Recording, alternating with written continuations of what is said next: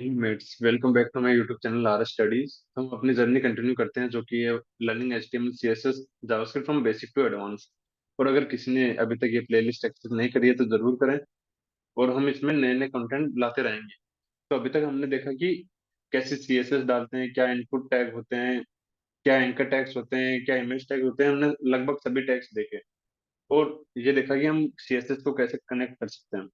तो आज हम देखेंगे कि कैसे सीएसएस की प्रॉपर्टीज वर्क करती है। लाइक कैसे हम अपने डिव को सेंटर कर सकते हैं, कैसे हम स्टाइल और भी अलग अलग स्टाइल दे सकते हैं उसको। तो हम कंटिन्यू करते हैं हमारे। तो मैं नया नया फोल्डर नई फाइल बनाता हूँ एक जो कि होगी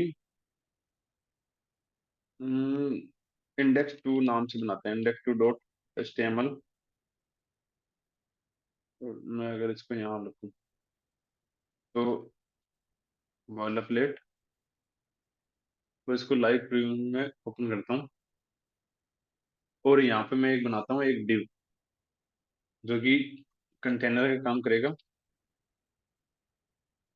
और ये जो है ये है कि एक डायरेक्ट मेथड है कि हम कैसे क्लास प्रोवाइड करते हैं किसी भी एक डिव को या किसी भी टैग को। तो अगर हमें क्लास प्रोवाइड करनी है तो उसके आगे हमें बस डॉट लिखना है, फिर अपनी क्लास का नाम। जैसे मैं अभी एंटर करूंगा तो ये देखो। और ऐसे आईडी के लिए जैसे हम स्टाइल में, अगर हम आईडी को स्टाइल कर रहे हैं तो हम हैश टैग यूज करते हैं। तो उसी प्रकार के अगर हमको डायरेक्ट आईडी देनी है किसी को, जैसे कि मान लो कि मैं इसके अंदर लिखता हूँ एक पी टैग लिखता हूँ जिसको मैं क्लास दूंगा टाइटल, सॉरी टाइटल। और मैं इस आईडी भी दूंगा जो कि होगी टाइटल। तो ये देखो, पी में क्लास आगे टाइटल, आईडी आगे टाइटल। मैं यहाँ देता हूँ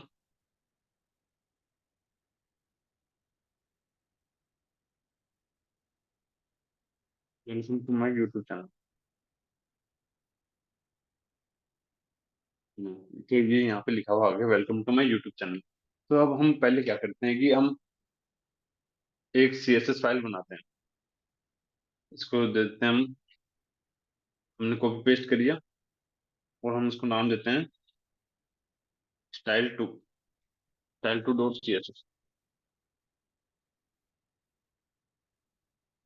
और इस style2 लिंक कर लेते हैं पहले। तो ये लिंक हो चुके हैं। अब हम क्या करेंगे कि style2 के अंदर हम इसको CSS देंगे।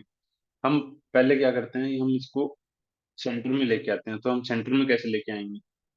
तो बेसिकली हम क्या करेंगे कि हम इस कंटेनर को विड्थ 100% देंगे, कि जो भी हमारी स्क्रीन की विड्थ होगी तो ये उसका 100% ले ले। तो मैं इसको कॉपी करता हूँ, उन्हें यहाँ करता हूँ विड्थ 100% और हाइट भी 100% देता हूँ, हाइट 100%। अब इसके अंदर एक पी टैग है जिसको मैं क्या करता हूँ, पहले हम लेते हैं इस बॉडी को, पहले इस बॉडी को हम देते हैं विड्थ और हाइट। इसकी बॉडी विड्थ होगी 100। और विड्थ देने का अलग अलग तरीके हैं, जैसे 100% हो गया, 100 पिक्सल हो गया, और एक होता है 100 VW, मतलब व्यू विड्थ जो भी होगी। तो इसकी जो भी व्यू विड्थ होगी, जैसे कि अभी ये हाफ स्क्रीन पे है, तो व्यू विड्थ का मतलब है जितनी भी हाफ स्क्रीन पे 100% होगी तो व्यू विड्थ का 100% ले लेगा। ऐसे हम हाइट को देते हैं, हाइट का होगा व्यू हाइट, तो VH। ये हो गया व्यू हाइट के लिए। अब क्या है कि अब कंटेनर के अंदर हमारे पास है पी टैग, हमें इस पी टैग को लेके आना सेंटर में, स्क्रीन के सेंटर में। तो हम कैसे लाएंगे? तो हमारे पास एक प्रॉपर्टी होती है डिस्प्ले फ्लैक्स करके, डिस्प्ले फ्लैक्स।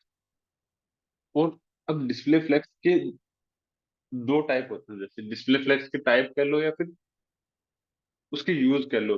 कि डिस्प्ले फ्लैक्स यूज करने के बाद हम कुछ चीजें और है जो जैसे फ्लैक्स डायरेक्शन हो गया, जस्टिफाई कंटेंट हो गया, अलाइन आइटम हो गया। तो हमें क्या करना है कि हमें जस्टिफाई कंटेंट जो है वो भी हमको सेंटर चाहिए। कि मतलब जैसे कि अगर मैं यहाँ लिखता हूँ जस्टिफाई कंटेंट सेंटर, तो ये देखो ये स्क्रीन के इसके वर्टिकल सेंटर में आ गया। अब हमको चाहिए कि हॉरिजॉन्टल सेंटर में भी चाहिए। तो उसके लिए क्या करेंगे हम, align item, align item centre. तो ये देखो, ये अलाइन आइटम सेंटर भी हो गया। तो जैसे जस्टिफाई कंटेंट सेंटर क्या करता है, इसको वर्टिकली सेंटर करता है। और अलाइन आइटम क्या करता है, इसको हॉरिजॉन्टली सेंटर करता है। हम फ्लेक्स डायरेक्शन, फ्लेक्स रैप, ऐसी बहुत सारी प्रॉपर्टीज होती है जिनको हम आगे डिस्कस करेंगे। अभी हम क्या करते हैं कि हम इसको बॉर्डर वगैरह ये देने की कोशिश करते हैं, इसको एक अच्छा से एक कार्ड टाइप का बनाते हैं। तो हमने इसको दे रखा है, एक टाइटल दे रखा है। कंटेनर को हम लेते हैं, कंटेनर की विड्थ वगैरह हमने दे रखी है, हम अब लेते हैं टाइटल को। टाइटल को अगर हम ले, तो हमें क्या चाहिए अब, पहले हमें इसके चारों ओर बॉर्डर चाहिए। तो बॉर्डर, तो बॉर्डर देने का क्या तरीका है कि हमें उसकी बॉर्डर की विड्थ जो है वो कितनी चाहिए। तो अगर मैं यहाँ लिखता हूँ 1 पिक्सल, 1 पिक्सल चाहिए मुझे सॉलिड ब्लैक, सॉलिड ब्लैक। तो ये देखो, 1 पिक्सल सॉलिड ब्लैक आ गया। और अगर मैं यहाँ सॉलिड के डॉटेड करूँ, लाइक डॉटेड, तो ये देखो डॉटेड आ गया अब। तो मोस्टली क्या है, हम सॉलिड से ही काम करते हैं। और अगर मैं इसको बढ़ाता हूँ जैसे 5 पिक्सल, तो ये देखो इसकी विड्थ बढ़ रही है अब। तो इसको मैं वापस 1 पिक्सल ही कर देता हूँ। और ब्लैक, ये हम कोई भी कलर ले सकते हैं, जैसे ग्रीन हो गया, रेड हो गया। तो हम ऐसे कोई भी कलर ले सकते हैं। अभी हम क्या करेंगे, ये इसको हमने जैसे पहले पिछले वीडियो में देखा था कि हमने पैडिंग और मार्जिन के बारे में देखा हमने। तो हम उसका यूज करते हैं कि पैडिंग मार्जिन आखिर होती क्या है। तो मैं इसको लाइव में दिखाता हूँ आपको कि पैडिंग मार्जिन आखिर होती क्या है। एक बार क्रोम ओपन हो जाए, एक सेकंड, दूसरी इंडेक्स फाइल ओपन होगी।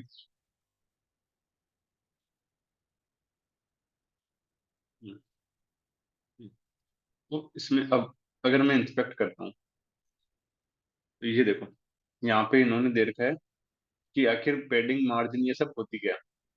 तो अब देखो कि पहले ऊपर ऊपर मार्जिन है, उसके बाद बॉर्डर है, उसके बाद पैडिंग है, उसके बाद कंटेंट है। तो इसका क्या मतलब हुआ, तो मतलब हमारा जो कंटेंट है, ये हमारा जो कंटेंट है, ये welcome to my YouTube channel. तो इसमें हमारा कंटेंट ये हो गया। इसके बाद हमने इसके ऊपर बॉर्डर दे रखा है। तो अगर हम पैडिंग देंगे तो वो कहाँ आएगी, बॉर्डर और हमारे कंटेंट के बीच में। तो अगर जैसे मैं यहाँ पे पैडिंग देता हूँ, अभी पैडिंग देता हूँ मैं इसमें टाइटल में, पैडिंग 12 पिक्सल। तो ये देखो, ये आई बॉर्डर और इसके बीच में। ठीक है, जैसे कि यहाँ पे हमने देखा कि जो पैडिंग जो होती है वो आती है बॉर्डर और हमारे कंटेंट के बीच में होती है पैडिंग। और अगर जैसे कि यहाँ हमें यहाँ देखना है कि यहाँ कहाँ है ये पैडिंग, तो ये देखो 12 12 पिक्सल हमने देखी है हमने। और पैडिंग देने की भी क्या है कि कई तरीके हैं। जैसे हम पैडिंग लेफ्ट दे सकते हैं, पैडिंग राइट दे सकते हैं। जैसे कि अगर मैं दिखाऊं, ये देखो padding left, padding top, padding bottom, ऐसे दे सकते हैं। वरना हमारे पास और भी है कि हम डायरेक्ट इसी में चारों दे सकते हैं कि हमें इक्वली नहीं चाहिए अगर हमें किसी तरफ। तो ये क्या था, हम दो तरीके से दे सकते हैं। जैसे कि अगर हम सिर्फ 2 बार लिखें, जैसे पैडिंग 10 पिक्सल यहाँ लिखूंगा, तो अभी क्या, अभी ये कैसे वर्क कर रहा है।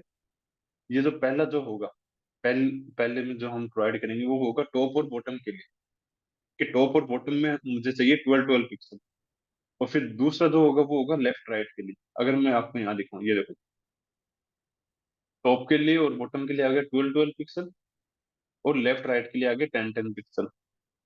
और अगर मैं इसी में ही अगर और ऐड करूँ, दो और ऐड करूँ, जैसे कि जो करता हूँ 7 पिक्सल और 8 पिक्सल, तो अब इसका क्या मतलब है। अब ये कैसे देख रहा है, ये देख रहा है क्लॉकवाइज। जैसे कि ये हो गया टॉप, फिर राइट, बॉटम, लेफ्ट।